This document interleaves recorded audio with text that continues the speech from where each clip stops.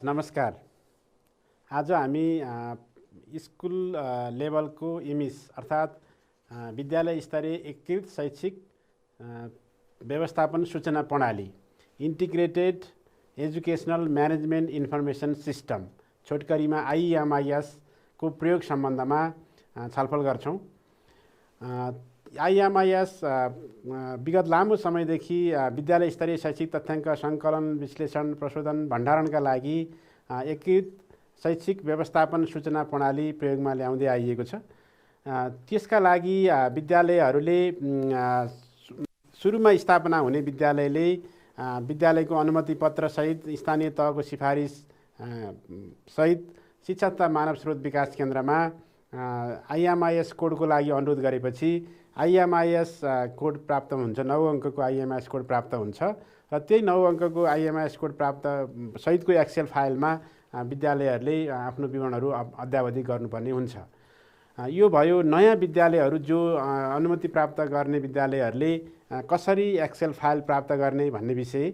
अब जो विद्यालयहरूले यसभन्दा अगाडि नै 9 अङ्कको IEMIS कोड सहितको विद्यालयको एक्सेल फाइल प्राप्त गर्नुभएको छ, त्यसका लागि त्यो फाइललाई कसरी अनलाइनबाट प्राप्त गर्ने र त्यसलाई कसरी अपडेट गर्ने र त्यसलाई कसरी फेरि अनलाइनमा अपलोड गर्ने भन्ने विषयमा म यहाँहरूलाई प्रदर्शन गरेर देखाउन गइरहेको छु।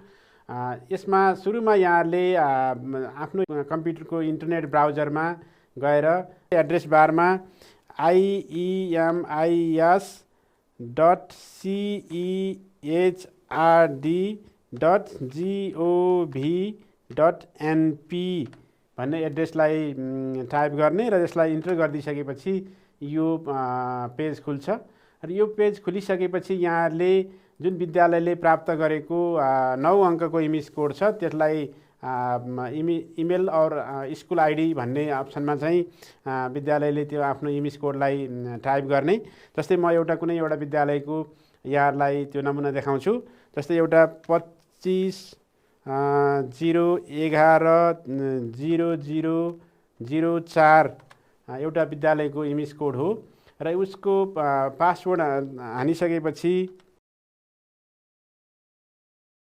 यो पेजमा लगइन गरिसकेपछि यस्तो ड्यासबोर्ड देखा पर्छ र यो ड्यासबोर्डमा यहाँहरूले देखिसक्नु भएको छ। विभिन्न मेन्युमा यो ड्यासबोर्डको मेन्युमा विभिन्न विषयहरू यहाँहरूले देख्नुहुन्छ र यो मेन्युमा गइसकेपछि सुरुमा ड्यासबोर्डको तलपट्टि PMT भन्ने छ, रिपोर्ट भन्ने छ, त्यस्तै गरी म्यानेज एक्जाम भन्ने छ, त्यस्तै गरी ग्रेड 8 रिपोर्ट भन्ने छ, ID कार्ड, त्यस्तै गरी teacher profile card, generate report card, school account, excel upload, excel download, profile, flag र चेन्ज पासवर्ड भन्ने विषयहरू छन्। विद्यालयले आफूले प्राप्त गरेको पासवर्डलाई समय समयमा परिवर्तन गरिरहनु पर्ने हुन्छ। त्यसकारणले विद्यालयले चेन्ज पासवर्डमा गएर आफ्नो पासवर्ड विद्यालयको पासवर्ड चेन्ज गर्न सक्छ। र अब अहिले मैले यहाँहरूलाई कसरी यो अनलाइन वेब पेजबाट विद्यालयको एक्सेल फाइल डाउनलोड गर्ने भन्ने विषयमा प्रदर्शन गर्न गइरहेको छु। एक्सेल डाउनलोड भन्ने जुन यो मेन्युमा रहेको विषयलाई यहाँहरूले क्लिक गरिदिनु भयो भने यस्तो देखा पर्छ र यहाँ चाहिँ IEMIS यो विद्यालयको कोड अनि स्कुलको नाम सहितको यो फाइल देखिन्छ र यसलाई यहाँहरूले यसरी डाउनलोडमा क्लिक गरिदिइसकेपछि यो फाइल डाउनलोड हुन्छ। अब यो फाइललाई नयाँ एक्सेलको नयाँ भर्सनमा परिवर्तन गर्नका लागि र एक्सेलमा भएका नयाँ परिवर्तनहरूलाई अपडेट गर्नका लागि यहाँहरूले इमिस कन्भर्टर भन्ने पनि डाउनलोड गर्नुपर्ने हुन्छ र इमिस कन्भर्टर मार्फत त्यो फाइललाई नयाँ फाइल बनाउनु पर्ने हुन्छ।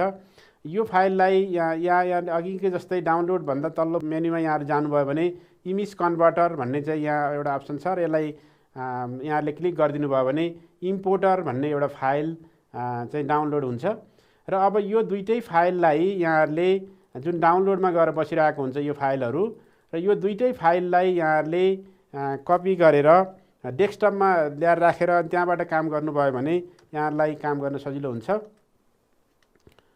जस्तै मैले यो दुईटा फाइललाई कपी गरेर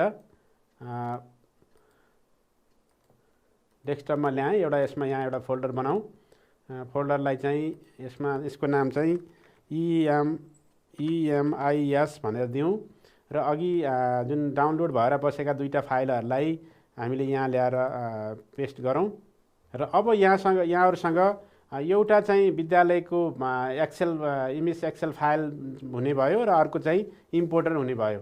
अब यो यहाँहरूले इम्पोर्टरलाई क्लिक गरिदिनु भयो भने यो इम्पोर्टर खुल्छ र इम्पोर्टरमा चाहिँ यहाँ इम्पोर्ट भन्ने सुरुमा छ। त्यस्तै गरी यो 2.0 भर्सनको इम्पोर्टर हो। यसमा समय समयमा यो भर्सनहरू परिवर्तन भएको हुनसक्छ। यो चाहिँ यदि परिवर्तन भयो भने शिक्षा तथा मानव स्रोत विकास केन्द्रले यही वेबसाइटमा राखिरहेको हुन्छ। अब यति गरिसकेपछि यहाँहरूले इनेबल कन्टेन्ट गरिदिनु पर्ने हुन्छ। यो इम्पोर्टरमा भएका विषयलाई यहाँले राम्रोसँग अध्ययन गरिदिनुपर्ने हुन्छ। कतिपय विद्यालयहरू अथवा यस सम्बन्धी काम गर्ने सर म्याडमहरूले यसलाई राम्रोसँग अध्ययन नगरेका कारणले यसको समस्या भयो भन्ने खालको गुनासाहरू धेरै आगोदेखि सुनिन्छ। त्यसकारणले यो इम्पोर्टरसँग सम्बन्धित महत्त्वपूर्ण जानकारीहरू भनेर यहाँ रातो अक्षरले नै उल्लेख गरिएको छ। जस्तै म यो यहाँलाई सुनाउँछु, यहाँहरूले पनि अध्ययन गरिदिनु भयो भने पछि काम गर्ने बेलामा यसलाई सजिलो हुन्छ। यो फाइलको नाम जहिले पनि इम्पोर्टर नै हुनुपर्छ। नाम परिवर्तन गर्यो भने यसले काम गर्दैन। इम्पोर्टर भन्ने नाम भएन भने अर्कै विद्यालयको नाम देखिन्छ। कहिलेकाहीँ इम्पोर्टरलाई इम्पोर्टर 1 2 3 भनेर चाहिँ जानेर एउटा विद्यालयले धेरै पटक इम्पोर्टरहरू डाउनलोड गर्दाखेरि त्यो इम्पोर्टरले काम नगर्ने हुन्छ। त्यसकारणले यो विषयलाई यहाँले अलि ध्यान दिनुपर्ने छ। के भन्दाखेरि त्यसको नाम इम्पोर्टर नै राख्ने र एउटाभन्दा बढी चाहिँ इम्पोर्टर राख्नु पर्दैन। एउटा कम्प्युटरमा एउटाभन्दा बढी इम्पोर्टर राख्नु पर्दैन। त्यो भयो भने जति पनि विद्यालयको फाइललाई हामीले त्यसैबाट इम्पोर्ट गर्न सक्छौँ। त्यसैले दोस्रो मुद्दामा छ यो फाइललाई डेस्कटपमा एउटा फोल्डर बनाएर राख्ने र इम्पोर्ट गर्न खोजेको फाइललाई पनि सोही फोल्डरमा ल्याएर इम्पोर्ट गर्ने। यसो गर्दा सोही फोल्डरमा न्यू इम्पोर्टेड फाइल भन्ने फोल्डर बस्छ जहाँ सबै नयाँ फाइल सेभ हुन्छ भन्ने भयो। त्यसैगरी फोल्डरको नाम जहिले पनि अङ्ग्रेजीमा नै राख्ने, नेपालीमा राख्दा समस्या देखिन सक्छ। यो चाहिँ जस्तै अघि हामीले त्यो इमिस भनेर राख्यौँ, त्यस्तै यहाँहरूले पनि अङ्ग्रेजीमै त्यो फोल्डरको नाम राख्नुभयो भने सजिलो हुन्छ। इम्पोर्ट गर्न खोजेको एक्सेललाई पहिले खोल्ने, म्याक्रो इनाबल गरेर सेभ गर्ने, त्यसपछि बन्द गर्ने अनि मात्र इम्पोर्ट गर्ने। सोझै गर्दा कहिलेकाहीँ समस्या हुनसक्छ। त्यस्तै गरी इम्पोर्ट गर्न खोजेको एक्सेल फाइलमा यदि पहिलो धर्का छ भने त्यस्तो एक्सेल खोल्ने, म्याक्रो इनाबल गर्नु पूर्व सेभ एज गर्ने र एक्सेल 97 to 2003 मा सेभ गर्ने अनि मात्र इम्पोर्ट गर्ने। कहिलेकाहीँ यो कम्प्युटरमा भएको विन्डोज सिस्टमको कारणले पनि समस्या हुन्छ। त्यसकारण त्यो कुरालाई पनि समाधान गर्ने गरी यहाँ चाहिँ जानकारी दिएको छ।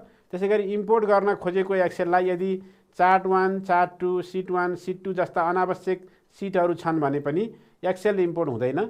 यस्तो अवस्थामा त्यस्ता सिटहरू हटाइदिने अनि इम्पोर्ट गर्ने। इम्पोर्ट गर्न खोजेको एक्सेलको बटन भन्ने पन्नामा भर्सन 3.10, भर्सन 4.0 र भर्सन 5.0 लेखेको हुनुपर्छ। यदि त्यो भएन भने चाहिँ त्यो फाइल चाहिँ इम्पोर्ट हुँदैन। इम्पोर्ट गर्न खोजेको पुरानो एक्सेलको नाम जहिले पनि इमिसबाट सुरु हुनुपर्छ।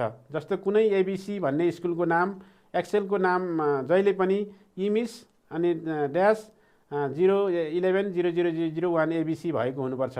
यो पनि यहाँहरूले विचार गर्नुपर्ने कुरा के छ भने जुन इम्पोर्ट गर्ने तपाईँ जुन फाइल लिँदै हुनुहुन्छ त्यो फाइलको नाम चाहिँ जहिले पनि इमिसबाट सुरु भएको हुनुपर्छ। र यही स्ट्रक्चरमा त्यसको नाम भयो भने मात्रै बल्ल त्यसले इम्पोर्ट गर्छ। एक्सेलमा अरू केही समस्या देखिए फेरि यस्तै इम्पोर्टरमा भर्सनहरू तयार गर्दै आएका सबै समस्याहरू हल गरिनेछ भन्ने छ। यदि विगतमा यहाँहरूले एक्सेलमा काम गर्दाखेरि धेरै समस्याहरू बेहोरिरहनु परेको थियो, ती समस्याहरू समाधानका लागि यो इम्पोर्टर विकास गरिएको छ र आगामी दिनमा पनि यस्ता खाला समस्याहरू आउन नदिनका लागि नयाँ भर्सनका इम्पोर्टरहरू विकास भएर जानेछन्। यसरी हामीले यो इम्पोर्टर मार्फत विद्यालयको फाइललाई इम्पोर्ट गर्नुपर्ने हुन्छ। अघि हामीले जुन बाघभैरव माविको फाइललाई डाउनलोड गरेका थियौँ, त्यो फाइलको जुन विद्यालयको फाइललाई पहिला हामी चाहिँ यो इनेबल एडिटिङमा जान्छौँ र त्यो फाइललाई हामी अब इम्पोर्ट गर्छौँ।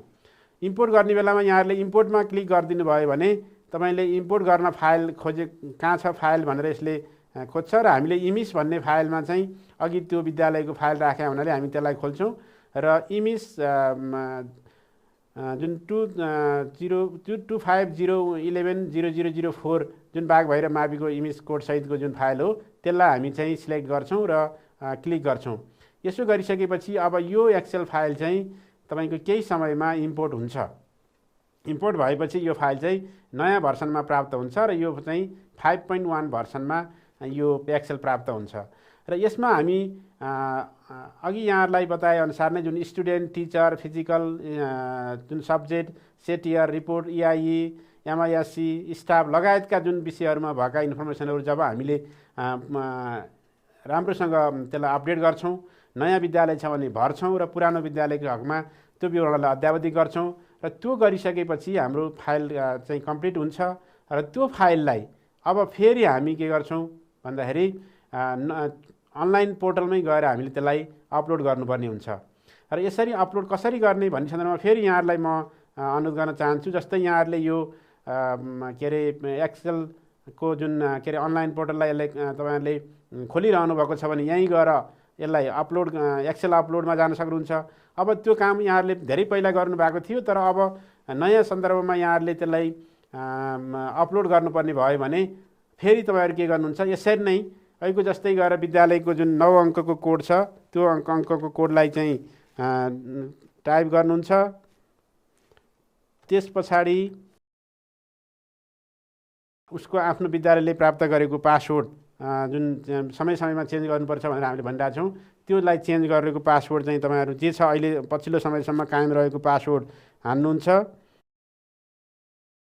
त्यसपछि अहिलेको जस्तै यो चाहिँ पेज खुल्छ र यो पेजमा खुलिसकेपछि यहाँले तल जान हेर्नुभयो भने अघि हामीले एक्सेल डाउनलोड भन्ने मेन्युबाट गएका थियौँ भने अब हामी के गर्छौँ, एक्सेल अपलोड भन्ने मेन्युमा जान्छौँ र यहाँहरूले एक्सेल अपलोड भन्ने मेन्युमा जानुभयो भने उसले चाहिँ के गर्छ, यहाँ अप्सन खोज्छ।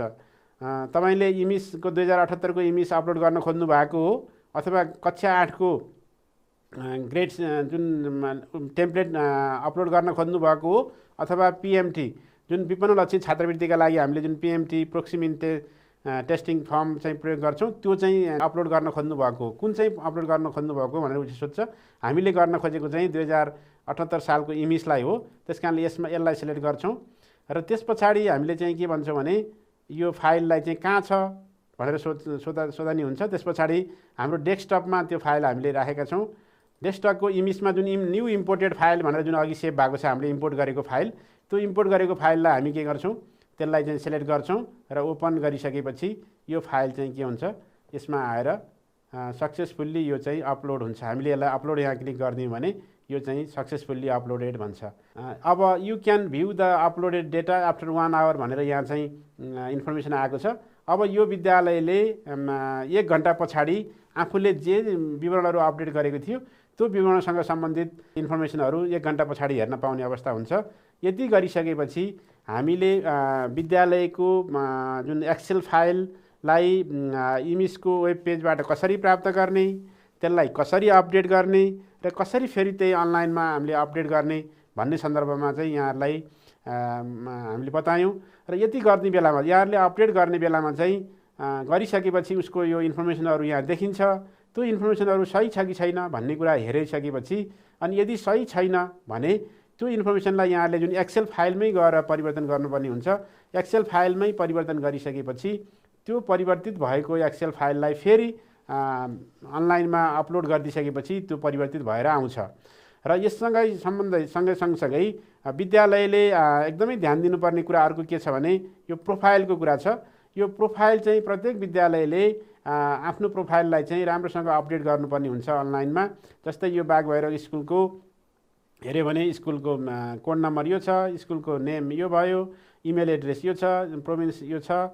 त्यस्तै गरी तपाईँको हेड टिचरको नाम, कन्ट्याक्ट नम्बर, त्यसपछि यहाँ गएर उसको के अरे एड्रेस, कुन स्थानीय तह हो, कति नम्बर वार्ड हो, त्यसको अक्षांश देशान्तर कति हो भन्नेसम्मको इन्फर्मेसनहरू त्यहाँ छ।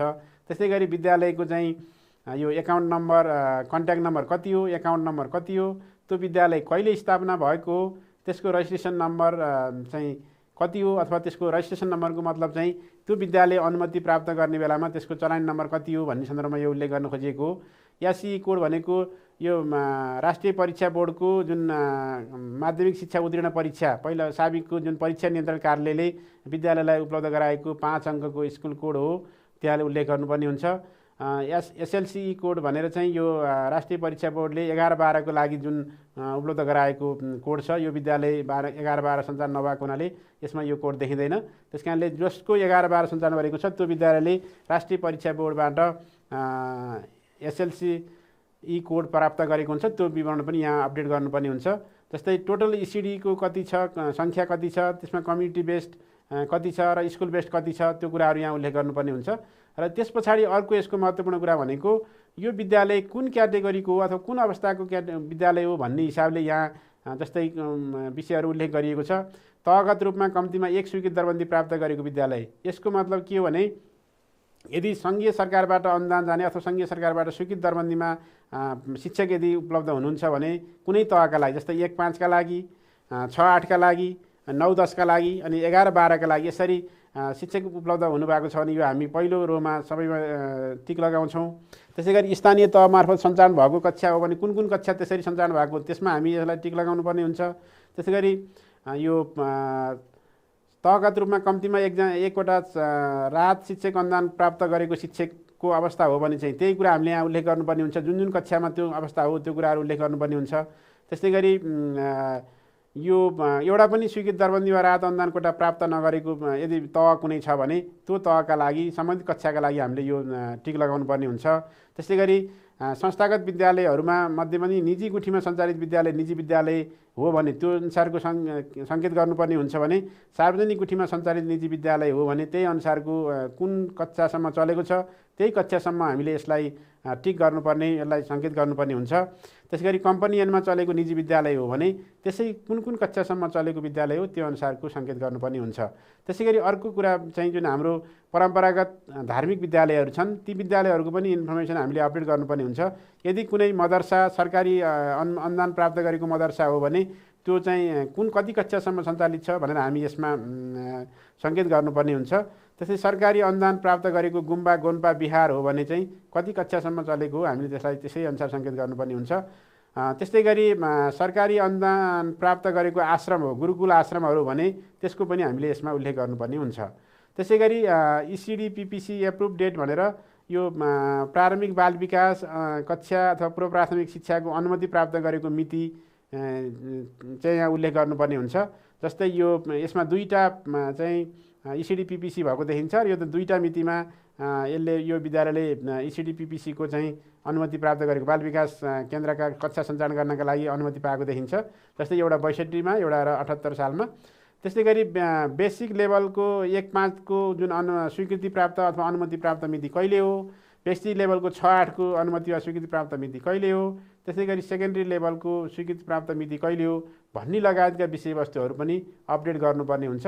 यो अपडेट गरिसकेपछि मात्रै बल्ल समग्रमा सिस्टममा यो विद्यालयको अवस्था पहिचान हुने परिस्थिति बन्छ। त्यसकारणले यो विषयलाई चाहिँ एकदमै ध्यानपूर्वक भर्नुपर्ने हुन्छ। यो विद्यालय यदि हामीले यो प्रोफाइललाई राम्रोसँग चाहिँ अद्यावधि गरेनौँ भने विद्यालयको धेरै विवरणहरू छुट्ने र अपडेट नहुने अवस्था रहन्छ। त्यसकारणले यति गरिसकेपछि यो विद्यालयको हामीले एक्सेल फाइललाई चाहिँ अघिको जस्तै अपलोड गर्न सक्छौँ।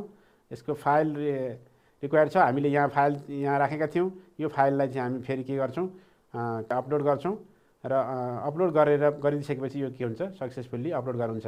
यहाँ चाहिँ यहाँले विचार गराउने कुरा के छ भने विद्यालयको प्रोफाइल अपडेट गरेपछि मात्रै बल्ल यो एक्सेल फाइललाई चाहिँ के अरे अपलोड गर्नुपर्ने हुन्छ। त्यो भयो भने मात्रै अनि विवरणहरू अद्यावधिक भएर सिस्टममा सेभ भएर बस्छ।